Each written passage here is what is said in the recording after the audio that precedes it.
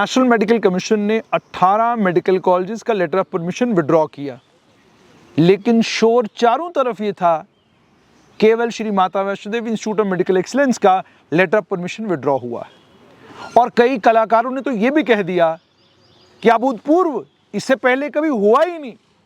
किसी medical college का letter of permission withdraw नहीं हुआ, कभी ऐसी परिस्थितियां बनी ही नहीं, ये तो पहली बार हुआ है, जम्मू कश्मीर में हुआ है और ये एक समुदाय विशेष को निशाना बनाने के लिए किया गया है। ये सारा शोर आपने सुना, लेकिन आप फैक्ट्स क्या कहते हैं वो आप तक पहुंचाना जरूरी है। Shri Mata Vaishno Devi institute of medical sciences का लेटर ऑफ परमिशन विड्रॉ हुआ। नेशनल मेडिकल कमीशन ने कहा आपके पास एमबीबीएस की पढ़ाई कराने के लिए मेडिकल कॉलेज में जो इंफ्रास्ट्रक्चर होना चाहिए था वो नहीं है, और एलओपी विड्रॉ किया। और आप ये भी जानते हैं कि समाज में भी आक्रोश था। उस आक्रोश के चलते जब नेशनल मेडिकल कमीशन पहुंचा जम्मू कश्मीर और उन्होंने एलओपी विड्रॉ किया, फौरन खबर चलना शुरू हो गई कि एक विशेष समुदाय के बच्चों को चूंकि वहां एडमिशन मिला था, इसके चलते कॉलेज बंद कर दिया गया। और इतना ही नहीं, बल्कि खबरें चारों तरफ ये गर्दिश करने लग गई कि जनाब देखिए जम्मू का नुकसान करा गए, एक मेडिकल कॉलेज मिला था जम्मू को, मेडिकल कॉलेज बंद करवा गए। हालांकि उस वक्त मैंने कहा लेटर ऑफ परमिशन के विड्रॉवल का मतलब बिल्कुल ये नहीं है कि मेडिकल कॉलेज बंद हो गया। मेडिकल कॉलेज फंक्शन कर रहा है। मेडिकल कॉलेज को केवल इस बात की इजाज़त नहीं है कि आप फिलहाल पढ़ाई करवा सकते हैं। उसी मेडिकल कॉलेज के अधीन अब नारायणा हॉस्पिटल है। श्री माता वैष्णो देवी श्राइन बोर्ड का जो एग्रीमेंट था वो खत्म होगा 31 मार्च को। 1 अप्रैल से अब वो इसी कॉलेज के अधीन है और कॉलेज लेटर ऑफ परमिशन के लिए दोबारा से अप्लाई किया है। दोबारा एनएमसी की टीम आएगी, देखेगी, और अगर उन्हें लगेगा कि इस साल इजाज़त दी जानी चाहिए तो इस साल फिर Shri Mata Vaishno Devi institute of medical excellence को इजाज़त मिलेगी और बोपी या सेंट्रल पूल्स या जिस भी तरीके से जो भी कोई कायदा बनता है उस कायदे के मुताबिक एडमिशन्स भी होंगी। लेकिन 18 मेडिकल कॉलेजेस का लेटर ऑफ परमिशन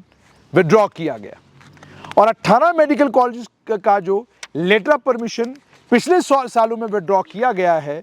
इसमें कहां के मेडिकल कॉलेज है ये बताना भी जरूरी है। उड़ीसा का medical college Sardar Rajas medical college hospital and research centre Jaring Kalahandi, Haryana का एक मेडिकल कॉलेज, आंध्र प्रदेश का मेडिकल कॉलेज, गुजरात के 2 मेडिकल कॉलेज, आंध्र प्रदेश का एक मेडिकल कॉलेज, केरला का मेडिकल कॉलेज, बिहार का मेडिकल कॉलेज, तमिलनाडु का मेडिकल कॉलेज, उसके अलावा गुजरात का एक और medical college K J Mehta general hospital and college of medical sciences Amargarh,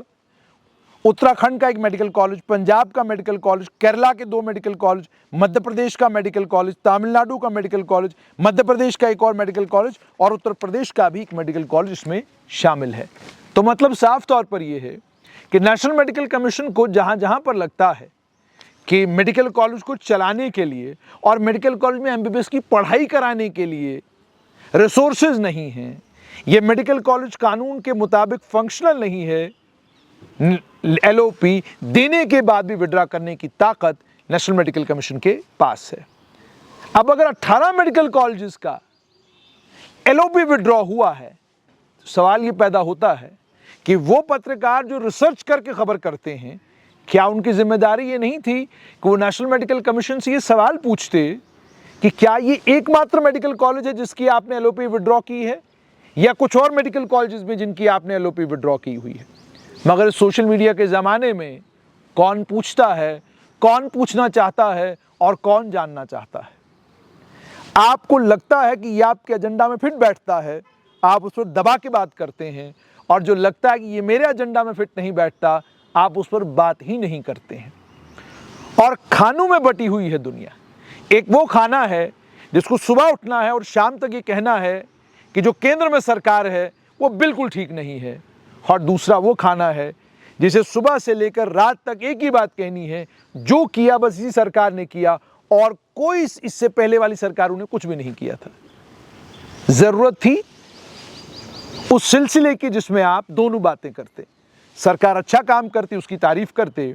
सरकार गलत काम करती उसकी आलोचना करते, लेकिन आलोचना करते वक्त भी इस बात का ख्याल रखते कि जो फैक्ट्स हैं, जो हकाइक हैं, हम हकाइक से दूर होकर बात ना करें। इसलिए स्ट्रेट लाइन पर जब मैं बात करता हूं तो कई लोगों को मेरी बात तीखी लगती है, और मेरी बात तीखी लगने के बाद कई लोग ये कहते हैं कि जनाब ये तो फलाने एजेंडा से, ये तो फलाने प्रोपेगेंडा का हिस्सा है। लेकिन मैं बार बार एक ही बात कहता हूं, जो बात मैं कहता हूं अगर वो फैक्चुअली कहीं पर इनकरेक्ट है तो आप मुझे करेक्ट करिए, और मैं हमेशा खुद को करेक्ट करने के लिए या अपनी की हुई स्टोरी में अगर कोई गलती है उस गलती को मानकर उस गलती को अपने ही चैनल पर रेक्टिफाई करने की कोशिश करता हूं। वजह सिंपल ये है कि मेरा ये मानना है कि अगर हकाइक आपके पास हैं तो हकाइक पर मबनी बात कीजिए। अगर हकाइक आपके पास नहीं है और आपसे कोई गलती हुई है तो उसको मानने में कोई हिचक नहीं होनी चाहिए। लेकिन जब हम तय कर लें कि हमको सोशल मीडिया के ऊपर एक धार्मिक ग्रोह का या दूसरे धार्मिक ग्रोह का सपोर्ट चाहिए, उनकी मदद चाहिए, वो हमारे साथी बन जाने चाहिए, वो मानने चाहिए कि मैं उनका खैरखा और मैं उनका हमदर्द हूँ, तो यकीन जानिए फिर आपके लिए सही बात करना, पुख्ता बात करना और हकाइक पर मबनी बात करना ज़रा मुश्किल है।